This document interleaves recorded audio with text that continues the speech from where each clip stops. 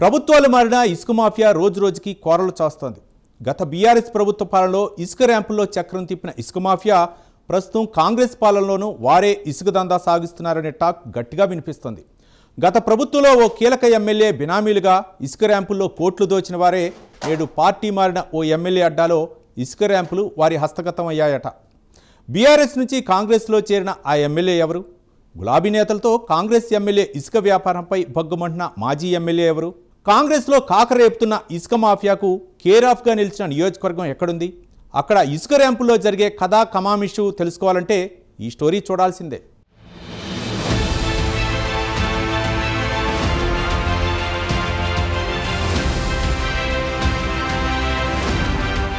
ఇసుక మాఫియాకు కేరాఫ్గా నిలిచింది భద్రాచలం నియోజకవర్గం.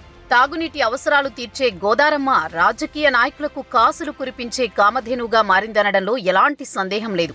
భద్రాచలం నియోజకవర్గంలో దుమ్ముగూడెం, చెర్ల మండలాల్లో ఇసుక ర్యాంపులు అక్కడి నేతలకు కాసుల పంట పండిస్తోందట. గత బీఆర్ఎస్ ప్రభుత్వ పాలనలో ఇసుక ర్యాంపుల్లో చక్రం తిప్పిన వారే మళ్లీ ఇప్పుడు ఇసుక ర్యాంపులు హస్తగతం చేసుకున్నారు. బీఆర్ఎస్ తరపున ఉమ్మడి ఖమ్మం జిల్లాలో గెలిచిన ఒకే ఒక్క ఎమ్మెల్యే భద్రాచలం ఎమ్మెల్యే తెల్లం వెంకట్రావు. ఆయన బీఆర్ఎస్ పార్టీకి గుడ్ బై చెప్పి కాంగ్రెస్ పంచన చేరారు. పార్టీ మారినా బీఆర్ఎస్ ఇసుక లాబీతో చేతులు కలిపారని మాజీ ఎమ్మెల్యే పొదెం వీరయ్య వర్గీయులు ఎమ్మెల్యేపై భగ్గుమంటున్నారట.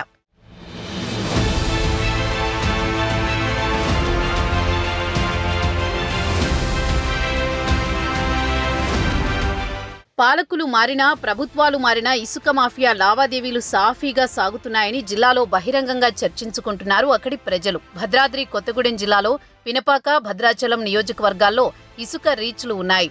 గత బీఆర్ఎస్ ప్రభుత్వ పాలనలో పినపాక ఎమ్మెల్యే ప్రభుత్వ విప్గా ఉన్న రేగా కాంతారావు ఇసుక ర్యాంపుల్లో కోట్లు దోచారని ఎమ్మెల్యే పాయం వెంకటేశ్వర్లు గతంలో తీవ్ర ఆరోపణలు చేశారు.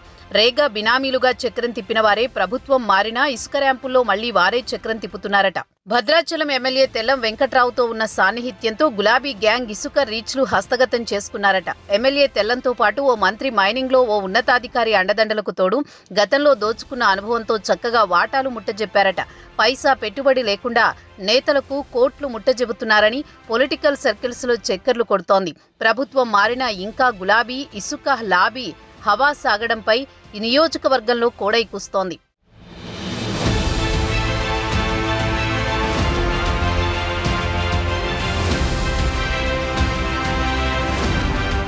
ఇసుక ర్యాంపుల విషయంలో ఎమ్మెల్యే తెల్లం వెంకట్రావు తీరుపై మాజీ ఎమ్మెల్యే పొదెం వీరయ్య వర్గీయులు భగ్గుమంటున్నారు. బీఆర్ఎస్ తరపున గెలిచి కాంగ్రెస్లో చేరిన తెల్లం పార్టీలో ఒంటెద్దు పోకడలు పోతున్నారని, బీఆర్ఎస్ ఇసుక మాఫియా బ్యాచ్తో చేతులు కలిపారని విమర్శిస్తున్నారు.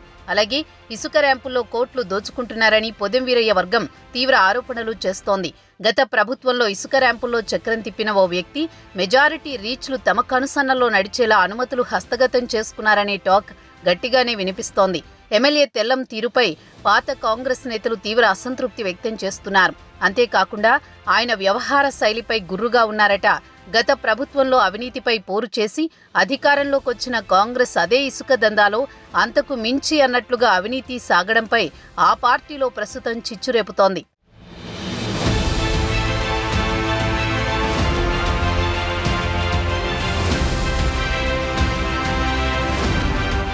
కేసీఆర్ ఆపరేషన్ ఆకర్షులో ఎలాంటి ప్రలోభాలు పెట్టినా కాంగ్రెస్ పార్టీ జెండా వదలని నిఖార్సైన నాయకుడిగా పొదెం వీరయ్యకు పేరుంది.